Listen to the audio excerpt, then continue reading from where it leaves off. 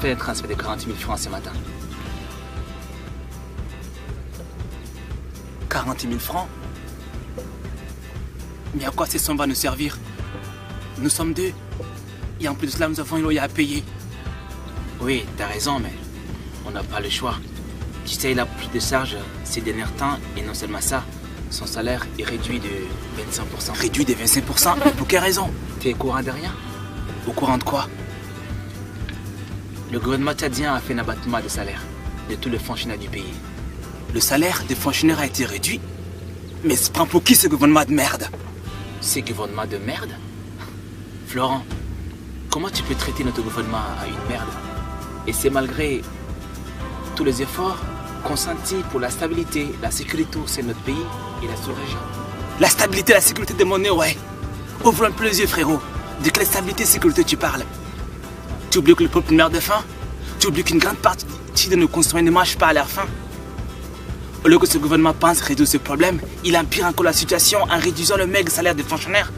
Écoute, ce que tu dis, ce n'est qu'un point de vue qui ne vient que de toi et cela n'a rien de réalité. Si tu étais à la place du président de la République, tu sauras combien ce dernier est en train de porter un lourd fardeau en gérant une crise sans précédent au sein de notre pays. Il est pour nous tous qu'on prend ici. Tu t'entends parler là, toi?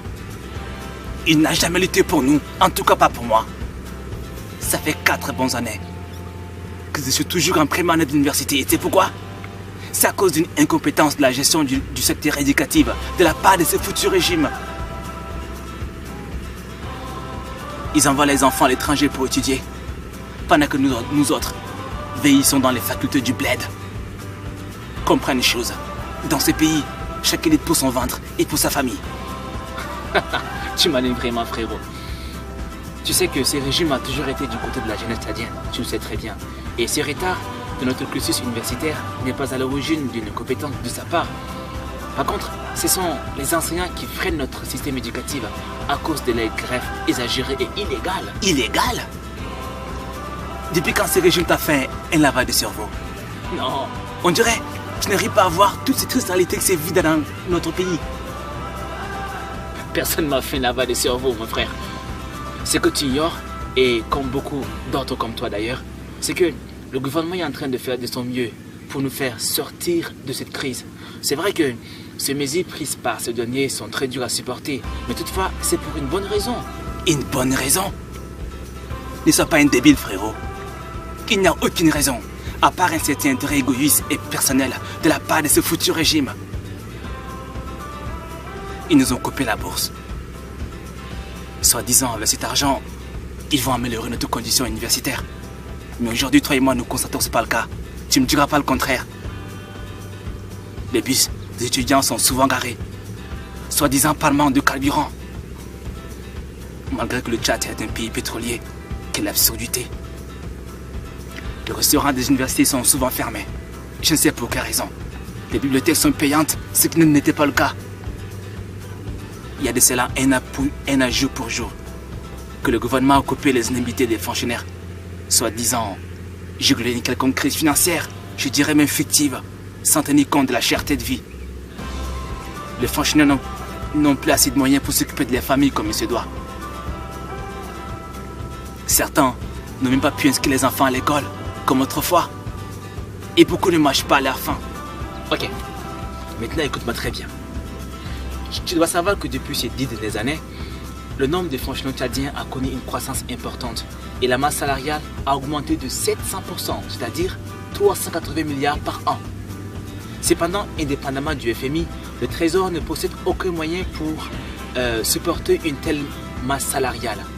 Autre chose, écoute-moi très bien, pendant 3 ans, plus précisément de 2014 à 2017, le Trésor s'est endetté de plus de 800 milliards pour payer le fonctionnaire tchadien.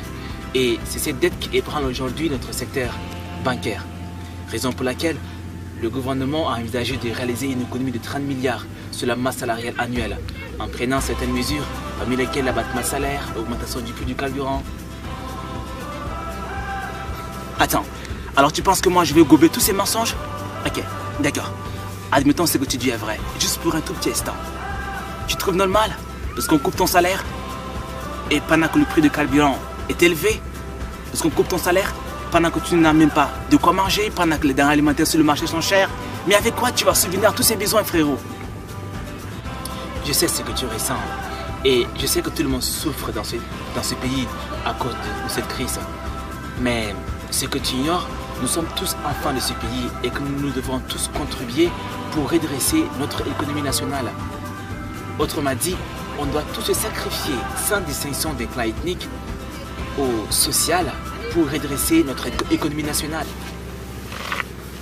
À mon avis, mon frère, tu payes le contrôle.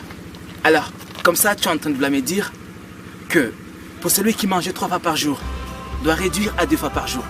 Pour celui qui mangeait 2 fois par jour, doit réduire à 1 fois par jour. Et alors, qu'en est-il pour ce pauvre citoyen qui ne mangeait que 1 fois par jour? Tu me diras que celui-là ne devrait même pas manger du tout toute la journée. Parce qu'il devrait donner sa part de contribution pour juguler, c'est pas redresser une faillite économique. Foutaise. Tu sais quoi? Ceux qui ont pillé, détourné des milliards et des milliards, ce sont eux qui devront se sacrifier, pas nous. Ah, oui, autre chose, j'oubliais. Faut dire à ton gouvernement que nous ne sommes pas contre son abattement de salaire. Mais il faut qu'on règle la cherté de vie d'abord.